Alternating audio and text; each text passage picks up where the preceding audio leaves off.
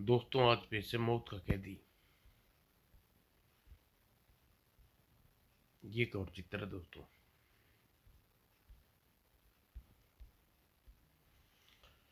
TRCP, मशहूर उद्योगपति झोपड़ी से महलों तक पहुंचने वाला इंसान। अनीता दीक्षित, मशहूर फिल्म अभिनेत्री जिसका दीवाने शहर में कभी नहीं। बाबरिया, जुर्म का अंडरवर्ल्ड की दुनिया का बेताज बादशाह जो कभी शहर में बब्बन सरकटा के नाम से मशहूर था। राज बहादुर सिंह भास्कर, एक पर्याप्त वकील जो जुर्म की दुनिया में जिसका नाम सिक्के की भांति चलता है। किशन लंगड़ा, एक साधारण मध्यवर्गीय व्यक्ति जो अपने नाम के अनुरूप एक टांग से लंगड़ा है। मशहूर प्राइवेट डिटेक्टिव रमेश नरेश, जिसके बारे में मशहूर है कि जिस शख्स के पीछे दोनों पड़ जाएं उसे पाताल तक भी खोज निकालते हैं। मौत की कैदी।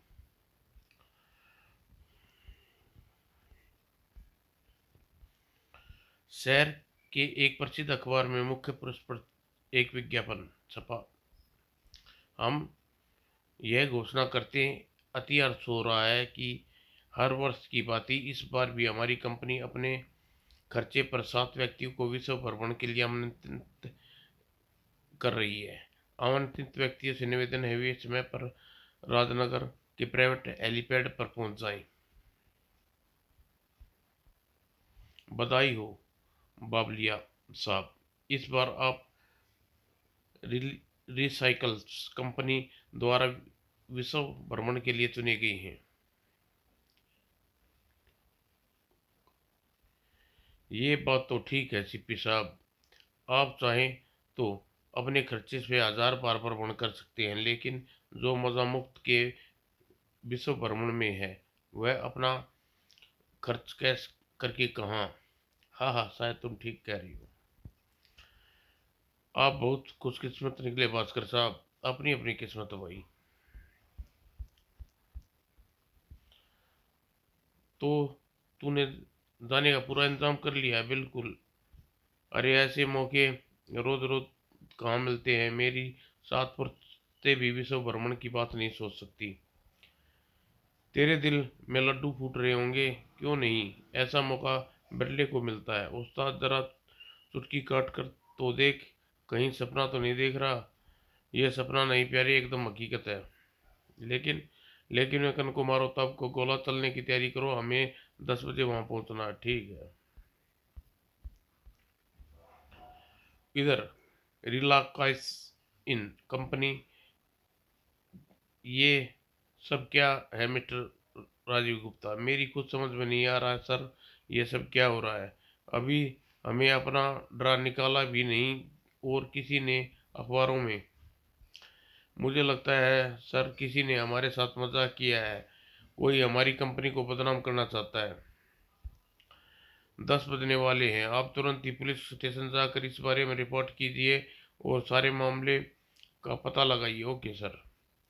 उधर हेलीपैड पर क्या इस विचित्र संयोग नहीं कि हम एक बार फिर फिर वर्षों बाद मिल रहे हैं? बिल्कुल। और तभी 10 बजने वाले हैं, कृपया आप अंदर पधारिए। चलो भाई चलो। सब अंदर घुसते हैं। ये अरे ये दरवाज़ा अपने आप बंद हो गया। विमान के दरवाजे ऐसे ही बंद होते हैं। पहली बार बैठ रहा है ना, इसलिए ऐसा लग रहा है। अटेंशन प्लीज, आप सभी अपनी अपनी सीटों पर बैठ कर बेल्ट कस ले, विमान अब उड़ने वाला है। ऐसा नहीं लगता नरेश भाई, ये सब पहले से ही एक दूसरे को जानते हैं। हाँ लगता तो ऐसा ही है, पर कोई खास बात नहीं, अवसर ऐसा संयोग हो जाता है। और जहाज स्टार्ट हो गया। लो भाई, उड़ भी गए और जहाज सामान्य गति से उड़ान भरने लगा। सभी अपनी अपनी सीट बेल्टें खोल ली, अब चैन से बैठेंगे। काफ़ी देर हो गई, अब तक कोई एयर होस्टेज वगैरह भी नज़र नहीं आई। मैं पायलट के कैबिन में जाकर देखता हूँ। पायलट के कैबिन में झांकते ही सिप्पी के होश उड़ गए। क्या हुआ? पायलट के कैबिन में तो कोई भी नहीं है। क्या? ओह, पायलट के कैबिन में कोई नहीं तो विमान कैसे उड़ रहा है? तभी अस्तारी के सागर में गोते ही लगा रहे थे कि हैरान ना हो, ना ये सब देखकर ये विमान रिमोट कंट्रोल द्वारा उड़ रहा है। यहाँ तुम्हें कोई आदमी नहीं मिलेगा। हाँ, अगर तुम ज्यादा देर तक विमान में रहे तो तुम्हें मौत अवश्य मिलेगी। मौत? मौत? हाँ, विमान में 5 मिनट बाद परखचे उड़ जाएंगे। अगर तुम सब अपनी जान बचाना चाहते हो तो पैराशूट से विमान से कूदो। अगर जान बचानी तो जल्दी पैराशूट निकाल कर अपने अपने बांधना शुरू कर दो। सभी के चेहरे मौत का शून्य नृत्य करने लगी। क्या क्या यह बात सच है? को सच मान ले, पागल हो गए हो क्या? तुम ये सोच रहे हो कि हमसे कोई मजाक करेगा? और अगले ही क्षण कूदो, तुरंत। और अभी उन्हें कूदे कुछ ही पल बीते थे। ओह, कुछ ही पलों बाद वे सभी सुकुशल नीचे उतर गए। ओह, मुझे लगता है हम नीचे बच नहीं बच पाएंगे। ये बचना भी कोई बचना दोस्तों। इस समय तो ऐसे टापू पर मौजूद है जहाँ चारों तरफ पानी पानी गिरा है। कुछ देर चारों तरफ समुद्र फैला हुआ है, फिर ये विशाल जंगल। यहाँ कोई भी जंगली जानवर हम पर झपट सकता है। सिप्पी साहब ठीक कह रहे हैं। हमें यहाँ कोई ऐसी जगह तलाश करनी होगी जहाँ रात गुजारे। कल सुबह यहाँ से निकलने का तरीका ढूंढना जाएगा। चलो भाई, अब आसपास फैल जाओ। सभी अलग अलग दिशा में चल पड़े। नरेश भाई, इस समय हम कहाँ हैं? कुछ नहीं कहा जा सकता। जल्दी सब इधर आओ। वो लगता है सिप्पी ने कोई अच्छी जगह देख ली है। आओ उसे के पास चलते हैं। जब सिप्पी के पास पहुंचे, मुझे यहाँ एक पुरानी हवेली दिखाई दी है। वह अच्छी तो नहीं है लेकिन फिर भी रात गुजारने लायक है। आओ चलो देखते हैं। उफ, बड़ी डरावनी हवेली है। कुछ भी हो, यहाँ रहना ही पड़ेगा। कड़ाक। सभी हवेली के मुख्यालय में आ गए। हमें यहाँ अपना डेरा लगा लेते हैं, ठीक है? उसी क्षण आवाज बम के धमाके की भांति गूंजी। बढ़ाम। ओह, ये आवाज, लगता है ऊपर कोई है। आओ देखते हैं। जब सभी ऊपर जाकर पहुंचे, ओह, ये तो बिल्ली है। शुक्र है भगवान का, मैं तो समझा था कोई भूत प्रेत बैठा हुआ है। तभी अचानक सिप्पी आ सिप्पी हमारे बीच नहीं है। जिस समय हम ऊपर आ रहे थे वह नीचे था। वह चीखा क्यों? आओ नीचे चलकर उसी से पूछते हैं। सब नीचे पहुंचे। अरे यहाँ तो कोई नहीं है, पूरा हाल खाली पड़ा है। ये कैसे हो सकता है? मैंने खूब अच्छी तरह से देखा था। जब हम ऊपर भागे थे सिप्पी यहीं खड़ा था। उसे ढूंढो, वो यहीं कहीं होगा। इससे पहले कोई अपनी जगह से हिल पाते। अरे, ये क्या गिर रहा ऊपर से? और ऊपर से गिरी वस्तु को देखकर सभी की आंखें चौड़ी होगी। सिप्पी की लाश नहीं। ये सब कैसे हो गया? सिप्पी की हत्या किसने की? कौन है सिप्पी का हत्यारा? सिप्पी का हत्यारा इसे सुनसान वीरान हवेली में कहीं ऐसा तो नहीं सिप्पी की हत्या किसी जंगली जानवर ने की हो? हाँ, ये हो सकता है। किसी जानवर के सिवा यहाँ कोई नहीं आ सकता। अब सिप्पी की लाश का क्या होगा? इसे उठाकर हवेली के तहखाने में फेंक दो। ठीक यही बेहतर है। रमेश सिप्पी की लाश को उठाया उप और तहखाने में फेंक दिया। और जब हाल में वापस आए, मुझे तो तेज प्यास लगी है। प्यास तो मुझे भी लगी है, लेकिन यहाँ पानी कहाँ से मिलेगा? हवेली के दरवाजे के सामने मैंने एक पुराना हैंडपंप देखा था। अगर वह चल रहा होगा तो हमें पानी मिल सकता है। आओ चलकर देखते हैं। ये तो ठीक हालत में लगता है। चलाओ, मैं पानी पीती हूँ। खून, खून। आह, हैंड सब पंप से खून निकल रहा है। मैंने खून पिया। फट फटक पड़ी अनीता। चुप हो जाओ अनीता। उसी समय शेर, अंदर भागो वरना यह जंगली जानवर हमें खा जाएगा। ओह, और हवेली की तरफ भागी। हवेली के अंदर पहुंचकर, ये सब क्या हो रहा है बावरिया बावलिया? अभी कुछ कहा नहीं जा सकता, शायद सुबह इस बारे में कुछ पता लगे। अब सो जाओ। ये सब लोग, ये सब क्या हो रहा है? ऊपर कोई चल रहा है। अगर इनमें से किसी को जगाया तो ये नाराज हो जाएंगे। मेरा वहम भी हो सकता है, मुझे खुद देखना होगा। यहाँ तो कोई सुनसान पड़ा है, अभी आवाज भी नहीं आ रही। सचमुच मेरा वहम था। अब मुझे वापस चलना चाहिए। अचानक, और अरे अनीता कहाँ गई? रात को तो हमारे साथ सोई थी, कहाँ गई? आओ उसे तलाश करें। जल्दी अनीता को ढूंढ निकाला। ये तो मर चुकी है। किसी ने इसकी गर्दन दबा कर हत्या कर दी। पहले सिप्पी की हत्या, अब अनीता की। ये आखिर कौन है जो हत्या कर रहा है? मुझे तो यह सब कोई षड्यंत्र लगता है। कोई हमें यहाँ लाकर तड़पा तड़पा कर मारना चाहता है। तुम ठीक कह रहे हो मिस्टर नरेश। किसी ने हमें जानबूझकर विमान पर चढ़ाया और उसे ब्लास्ट कर दिया। विमान ब्लास्ट करने से पहले हमें पैराशूट द्वारा कूदने की सलाह देकर यह साबित कर दिया कि कोई हमें एकदम नहीं मारना चाहता, बल्कि तड़पा तड़पा के मारना चाहता है। ये सब बातें जरूर किसी रहस्य की तरफ इशारा करती हैं। ऐसा रहस्य है जिसमें हमने इसे कोई नहीं जानता। अचानक विस्फोट किया किशन लंगड़ा ने। मैं जानता हूँ यह सब क्या रहस्य है। तुम? हाँ, मैं तुम सबको यह रहस्य इसलिए बता देना चाहता हूँ कि मैं नहीं चाहता मौत का अगला शिकार मैं बनूं। तुम कहना क्या चाहते हो? मैं कुछ समझा नहीं। मैं तुमसे सब समझाता हूँ। उसी क्षण चीखा राज बहादुर। नहीं नहीं किशन, तुम किसी को कुछ नहीं बताओगे। किशन जी, आप बताइए क्या बात है। नहीं नहीं, मैं नहीं बता सकता, लेकिन मुझ पर दबाव डालने का कोई फायदा नहीं होगा। किसी को कुछ नहीं बता सकता।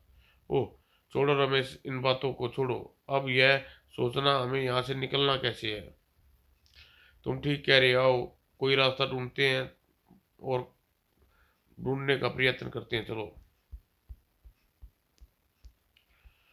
सभी वहां से निकलकर रास्ता खोजने लगे। अरे, ये जगह चारों तरफ से समुद्र और पानी से घिरी है, निकलने का कोई रास्ता नहीं। शाम को जब थक हार कर वापस लौटे, मिला कोई रास्ता? नहीं, यहाँ तो चारों तरफ समुद्र है। आओ अंदर चलें, रात होने वाली है। ऐसे यहाँ ठहरना उचित नहीं। चलो। च, च, च, च, ओह, लंगड़ा मारा गया। आह, अब हमें कोई नहीं बचाएगा, सब इसी तरह मरेंगे। हत्यारा यूं ही एक एक करके मार डालेगा। नहीं, मगर तुमने उस रहस्य के बारे में नहीं बताया जो हमें मार जाए। हम सभी मारे जाएंगे। अब भी समय है राज बहादुर, सब कुछ हमें बता दो। इस तरह शायद हम बच सके। भय तेरे गया भय तेरे गया राज बहादुर की आंखों में। भय तैर गया। मैं सब कुछ बता दूंगा, मैं सब कुछ बता दूंगा। उस दिन सब इकट्ठे बैठे हुए थे। किस लंगड़ा हमारे पास आया। क्या कह रहे हो तुम? मैं सच कह रहा हूँ दोस्तों। हरबंस लाल 50 लाख रुपये की लॉटरी खुली है। 50 लाख रुपए की? हाँ। वो एक ईमान वो ईमान का 50 लाख रुपया लेकर घर पहुंच भी गया होगा इनाम का। क्या वह रुपया हमारा हो सकता है बपन? हो तो सकता है, मगर मेरा साथ दो, मैं कुछ भी कर सकता हूँ। तुम हमारे साथ हो बपन? आओ। उसी रात हरबंसन हरबंस के घर जा पहुंचे। इतनी रात गए क्या करने आए दोस्तों? अरे भाई, किवाड़ तो खोल, बात करते हैं। हरबंश ने किवाड़ खोले। हम उस पर टूट पड़े। ये सब क्या कर रहे हो? तेरी हत्या चूंकि ताकि तू बता सके कि हमें 50 लाख रुपए अपने अपने बना लिए। अचानक बबन के हाथ में चाकू लहराया और स्वामी खून बापू।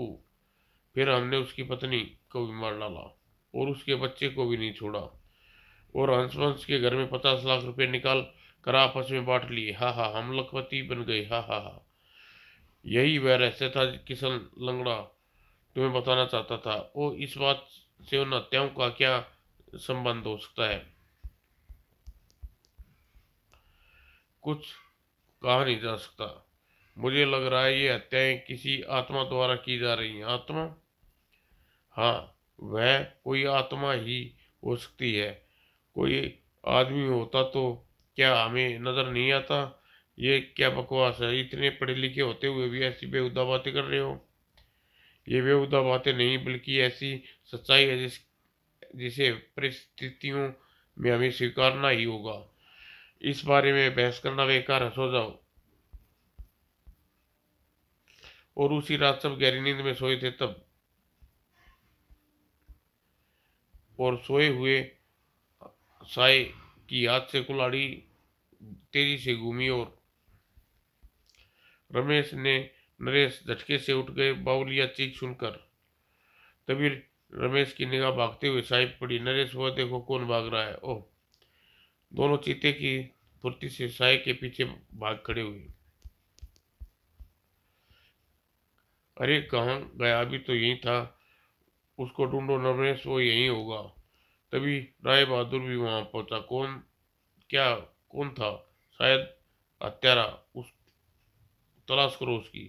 तीनों हत्यारे की तलाश करने लग गए। कौन था यह हत्यारा? अचानक अलग फाड़कर चीखा राज बहादुर। बचाओ! उसी क्षण खड़ा और राय बहादुर के चीखने की आवाज। आओ देखें। हत्यारे ने उसे पकड़ लिया। हत्यारे ने राज बहादुर को भी मार डाला। कौन होगा हत्यारा?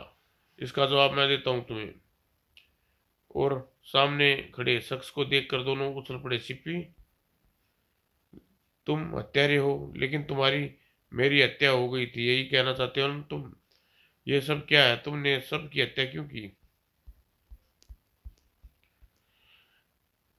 मैंने इन सबको इसलिए मारा। ये सब दौलत के लिए मेरे पिता और मेरी माँ और स्वयं मेरी हत्या कर दी थी। ओह हरभसन, तुम्हारे पिता थे? हाँ, मेरे पिता थे हरवंश। और मेरा परिवार था वह जिसे इन पांचों ने दौलत के लिए खत्म कर डाला। लेकिन शायद भगवान ने मेरी मौत मंजूर न थी, इसलिए ये मेरी हत्या करके बाहर निकले। हा हा हा हा। मैं किसी तरह रगड़ता घसीटता अस्पताल जा पहुंचा। मेरा इलाज हुआ। ठीक होने पर मैंने शहर छोड़ दिया। मुंबई पहुंचकर मैंने जी तोड़ मेहनत की। आखिर मेरी मेहनत रंग लाई। मैंने अच्छे खासे पैसे वाला आदमी बन गया। अब मैं अपने माँ बाप हत्यारों का बदला लेने में समक्ष था। मैंने अपनी दौलत के बल पर एक योजना बनाई। उसी योजना के तहत एक वर्ल्ड चार्टर प्लेन खरीद कर सबको उसी में बिठाया और यहाँ बुलाना चाहता था। तुम सब उसी प्लेन में विस्फोट में मर सकते थे, लेकिन मैंने इसलिए ऐसा नहीं किया कि सबको तड़पता तड़पता अपने हाथों से मारना चाहता था, तड़पा तड़पा के। लेकिन तुमने हमें यहाँ क्यों बुलाया? इसके दो कारण थे। एक तो तुम बुद्धि की परीक्षा करना चाहता था। दूसरा, अगर उन पांचों को इनवाइट करता तो ये जरूर शक कर जाते। मैंने तुम्हें भी बुलाया ताकि ये कुछ समझ न सके। अचानक जो हरकत सिप्पी ने की वह अप्रत्याशित थी। ये तुमने क्या किया सिप्पी? इन सब की हत्या करने के बाद मेरे जीने का कोई मतलब नहीं रहा। मैं जा रहा हूँ दोस्तों। इस हवेली के पिछवाड़े में तहखाने में हेली हाईपीड मोटर बोट खड़ी है। तुम उसे लेकर यहाँ से निकल जाना। अलविदा। और सिप्पी की गर्दनें कर लुढ़क गई। ओ मर गया। अब यहाँ कुछ नहीं रहा। आओ चले। दोनों सीपी के कहे अनुसार हवेली के पिछवाड़े में एक मोटर बोट दिखाई दी। उन्हीं मोटर बोट वहां से निकाली और नरेश भाई अपनी नजर में क्या सीपी अपराधी है? नहीं, उसने हमें जिंदा छोड़कर यह साबित कर दिया वह अपराधी नहीं है। उस उसने गुनाहगारों को मारा है जो उसकी बर्बादी के जिम्मेवार थे।